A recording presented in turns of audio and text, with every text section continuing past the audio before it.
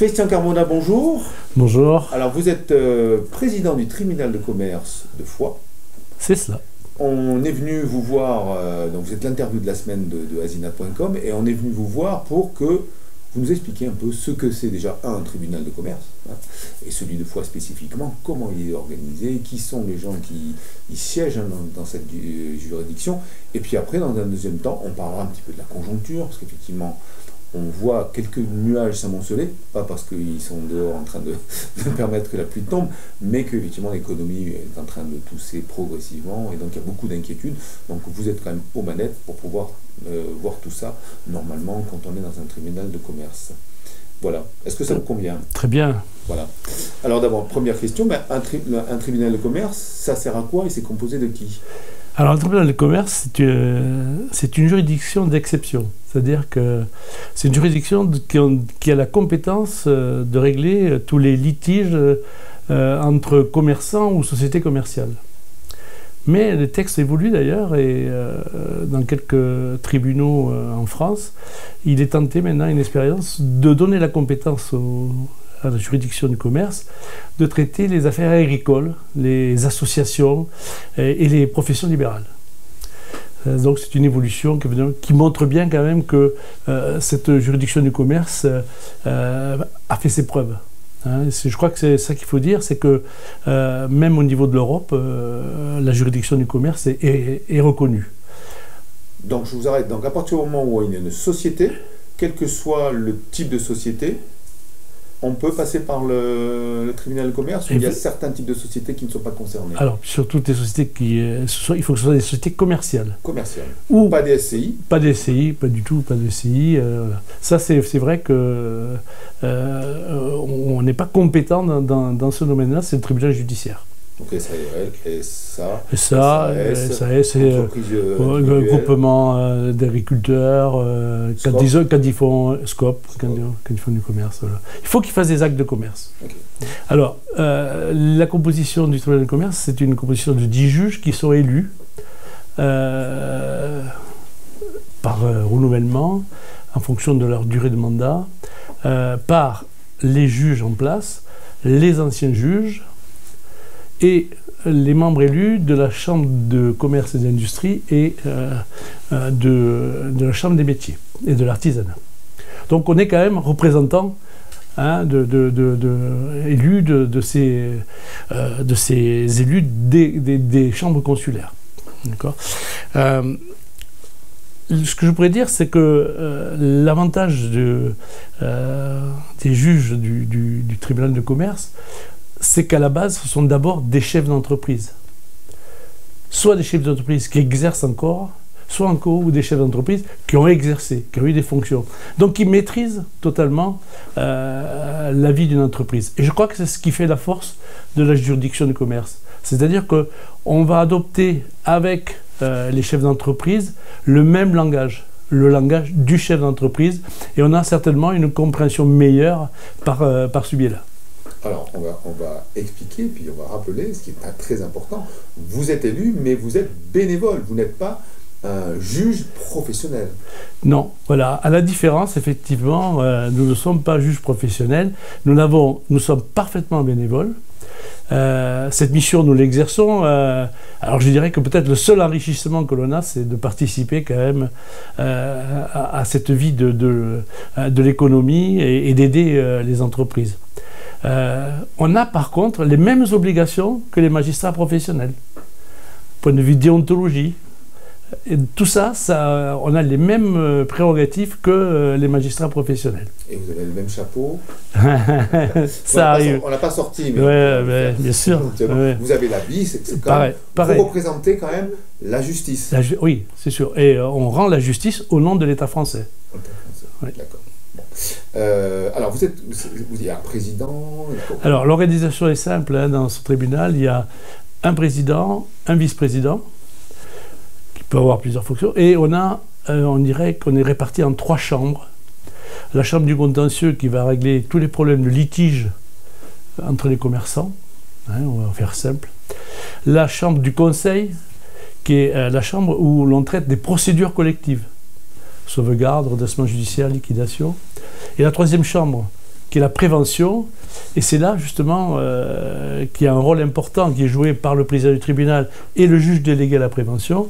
C'est celui, effectivement, d'aller quérir des informations pour essayer de déceler les entreprises qui sont en difficulté, pour pouvoir les rencontrer et leur expliquer qu'est-ce qui pourrait être la solution pour eux de diverses manières. L'avantage, c'est toujours pareil, comme je disais au début, c'est qu'on est des chefs d'entreprise à la base, donc on peut se faire comprendre par les chefs d'entreprise. Alors vous faites une veille économique et financière, c'est commencer par oui-dire, vous êtes abonné à des services type Banque de France ou les greffes, voilà, comment ça fonctionne? Alors, effectivement, le président du tribunal de commerce, il reçoit plusieurs informations. Alors, l'information première, c'est par le greffe. Hein, c'est lui qui est capable de nous donner des informations sur des sociétés qui avaient des résultats déficitaires, des capitaux propres négatifs, des inscriptions, qui va nous communiquer les injonctions de payer aussi, ce qui est une indication. D'ailleurs, je peux vous dire que depuis un an, les injonctions de payer ont progressé de 25%. Donc ça veut dire que là, c'est un signe aussi qu'il y a de plus en plus de difficultés pour certains. Après, ouais. Non, mais je vous le dis à titre d'exemple, parce que voilà, c'est important, les injonctions de payer, on n'en parle pas assez souvent. C'est une méthode simple pour les gens de se faire payer par les fournisseurs, pour ça, et qui n'est pas souvent très utilisée, alors qu'elle ne coûte quasiment pas cher, puisque c'est 33,47 €. Alors vous voyez, c'est dommage de ne pas l'utiliser. Après, le président du tribunal a plusieurs autres informations. Ça peut être les commissaires aux comptes, ça peut être des salariés, ça peut être les services de l'État.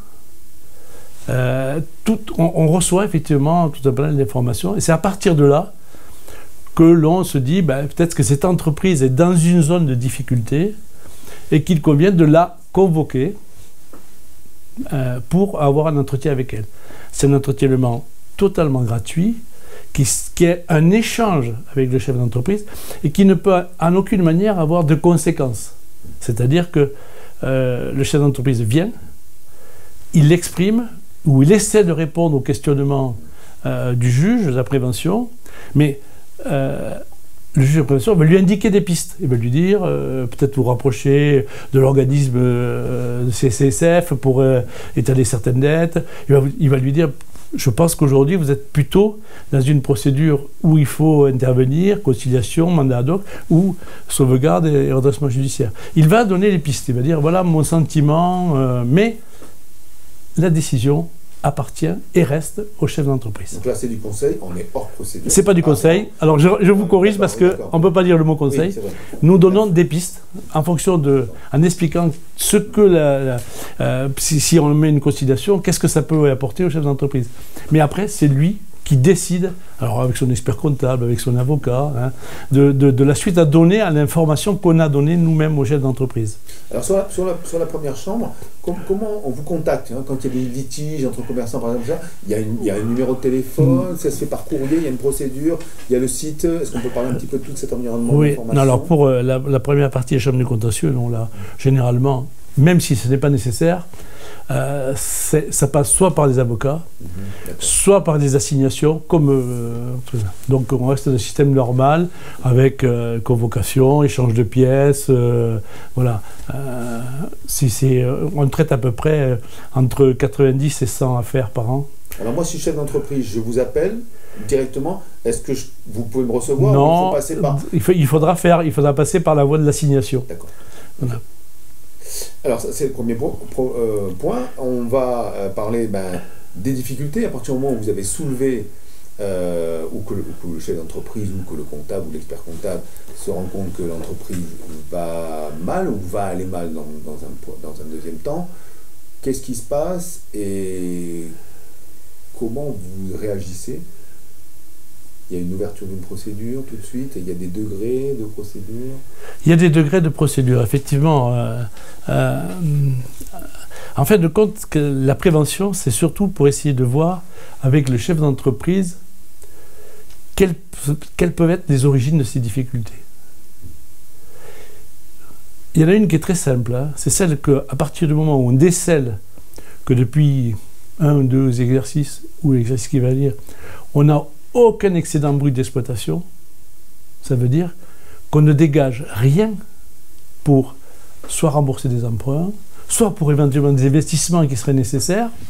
Donc c'est là où ça commence effectivement à bloquer et d'expliquer au chef d'entreprise que là, il est dans une situation, il n'est pas encore à la cessation de paiement, mais il faudrait qu'il discute vraiment, soit par une conciliation au mandat ad hoc, discuter avec ses banques, pour reporter des échéances, pour étaler, de passer par la CCSF.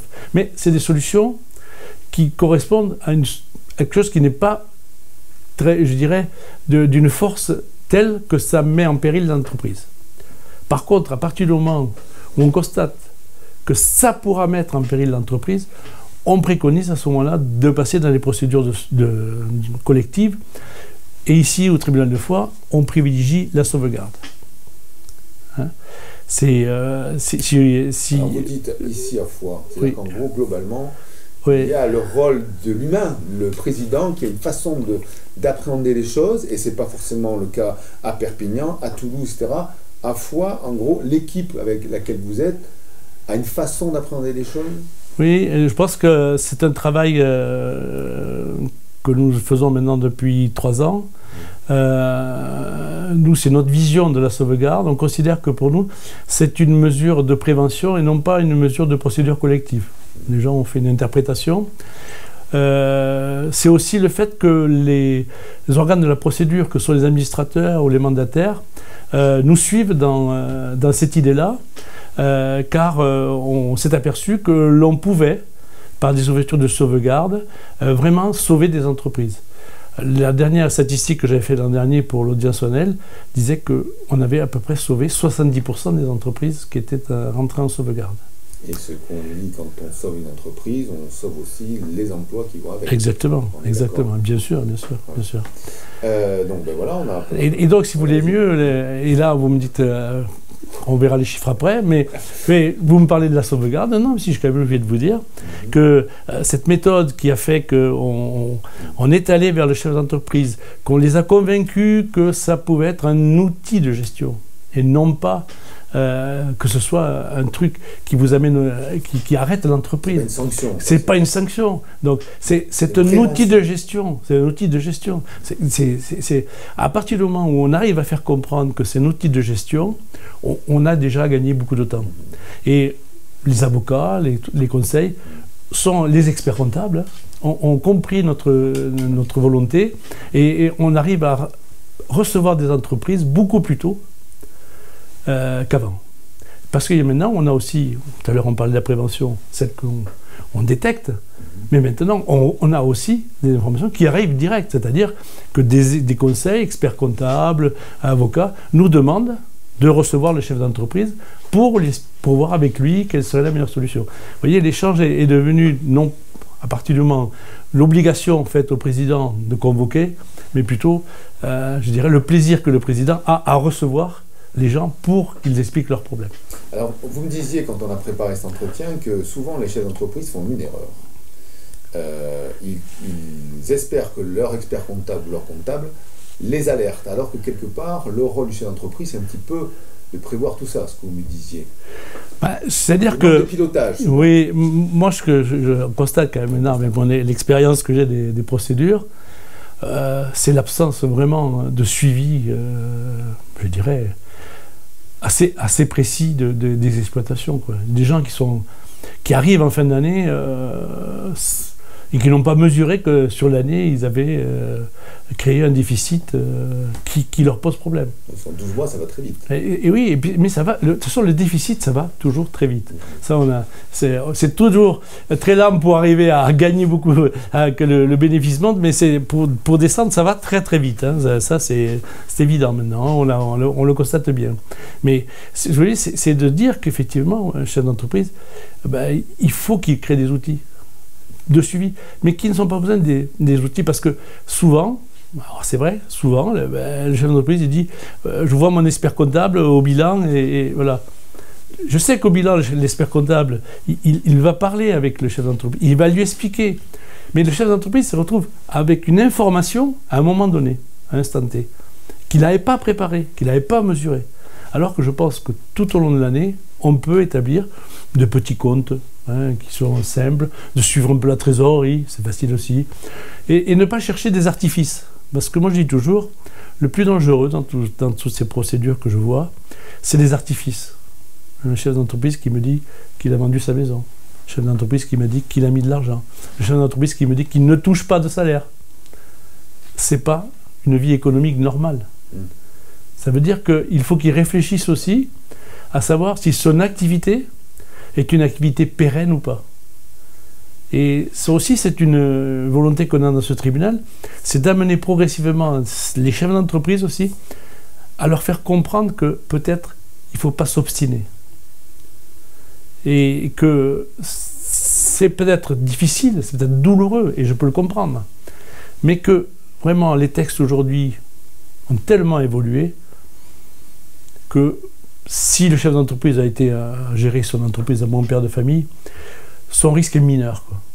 Hein, son risque est mineur. Il va être limité, très souvent d'ailleurs, à la caution qu'il a donnée au banquier pour son emprunt. Mais après, je dirais, aujourd'hui, l'échec du chef d'entreprise, ça fait partie de la vie de l'entreprise. Les gens doivent tolérer. C'est dommage parce que le public extérieur, des fois, n'a pas ce sentiment. Et de dire, ah, il est en procédure collective. Non, je pense que même un chef d'entreprise, on pourrait dire, qui se met en sauvegarde, par exemple, il pourrait dire à son fournisseur, il pourrait dire à son banquier, vous voyez, je savais que j'allais être en difficulté, et pour que vous puissiez, vous, à terme, dans le cadre d'un plan de sauvegarde, percevoir ce que je vous dois, j'ai décidé de me mettre en sauvegarde. Vous voyez qu'on inverse la difficulté. C'est-à-dire qu'on fait comprendre qu'en fin de compte, c'est pour justement les créanciers qu'on a l'intelligence en tant que chef d'entreprise de se mettre en place de sauvegarde ou en redressement judiciaire. Alors, on n'est pas pris en faute, on prépare un peu le terrain pour le redresser. Exactement, mais c'est la volonté. Voilà. De toute façon, les plans de continuation ou de sauvegarde, c'est bien fait quand même pour surtout rembourser les créanciers.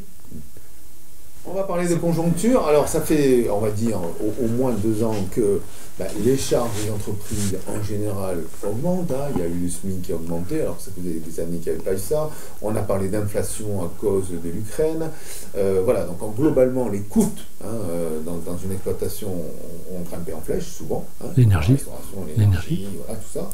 Ça, tout le monde le sait, puisqu'on écoute les actualités au quotidien. Et puis, là, phénomène nouveau, on sent un rafraîchissement de l'économie, moins de croissance, voire même peut-être l'approche d'une crise.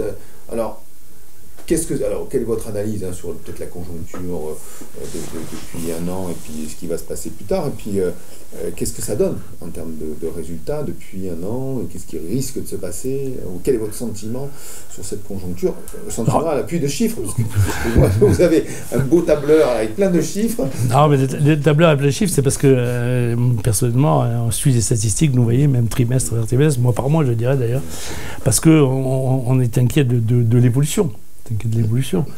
Mais je dirais qu'au-delà de l'inquiétude, ce qui me rassure dans ces chiffres-là, c'est ce que je vous disais tout à l'heure, c'est que à peu près 51% des procédures sont des procédures où on peut sauver l'entreprise. Ça, c'est plutôt qu'une liquidation. C'est ce qu'on n'avait pas avant. C'est ce qu'on n'avait pas avant. Aujourd'hui, comme je vous l'ai dit tout à l'heure, ce message, ce désir qu'on a insufflé à tout le monde, on arrive à avoir des dépôts de demandes de sauvegarde et de redressement judiciaire qui sont presque à 50% par rapport à l'ensemble des procédures. Ça, c'est quand même très très intéressant parce que ça veut dire que là, vraiment, on joue un rôle de protection et positif, malgré l'évolution. Alors l'évolution, elle est sûre. On est sur une évolution, je dirais, en linéaire, on est sur une évolution de 32%. C'est-à-dire, sur une année, on a eu 32% à ce jour, au 30 septembre, de procédures en plus. Est-ce que c'est le fameux rattrapage post-Covid, hein, puisqu'on a eu quand même les aides de l'État, les prêts qui ont été effectués pour éviter justement qu'il y ait une catastrophe pendant la période de Covid. Est-ce que c'est un peu dû à ça, cette espèce de rattrapage, parce que ça, au niveau national, on parle de ce fameux rattrapage en disant, bon, on a sauvé des entreprises, même un peu trop, et puis maintenant, on retombe sur du naturel. Est-ce que c'est un peu ça, ou est-ce que c'est autre chose? Alors, je dirais que, certainement, pour une bonne part, il y a des entreprises qui étaient déjà en difficulté avant le Covid, qui ont bénéficié effectivement du soutien de l'État, et ça leur a permis de passer un temps, mais sont vite rattrapés parce que, à la base, c'était des entreprises qui, comme je disais tout à l'heure, n'étaient pas rentables, ne dégageaient pas de résultats. Et si une entreprise qui ne dégage pas de résultats, à terme, elle est condamnée. Donc, effectivement, mais je pense que ça n'est pas la totalité. Moi, je tablerais plutôt, alors, une idée approchée, à peu près à 50%. 50%, c'en est rattrapage, mais 50%, on le voit bien, c'est une évolution, c'est-à-dire que les gens ont investi, ont emprunté, pensant qu'après le Covid, l'activité reprendrait plus fort. Ça n'est pas le cas. La consommation, elle est tout juste à 1% de ce que c'était, et elle n'est toujours pas revenue à 2019. Donc ça veut dire qu'on n'a toujours pas retrouvé la consommation d'avant. Et ce qui m'inquiète, c'est la consommation de futur. Parce qu'avec tous les soucis effectivement qu'on entend, les possibilités de guerre, tout ça, je pense que les gens, aujourd'hui, ont réduit leur volume de consommation.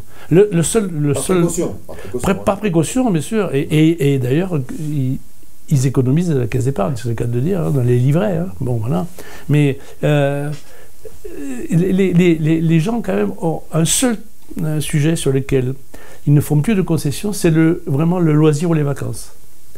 Je pense que les vacances, ça reste encore quelque chose qui ne diminuera pas. Donc c'est pour ça que le tourisme, comme à l'Ariège, ça pourrait être intéressant quand même, ça. Mais le problème, c'est que les gens se déplacent, mais après ne consomment pas sur place.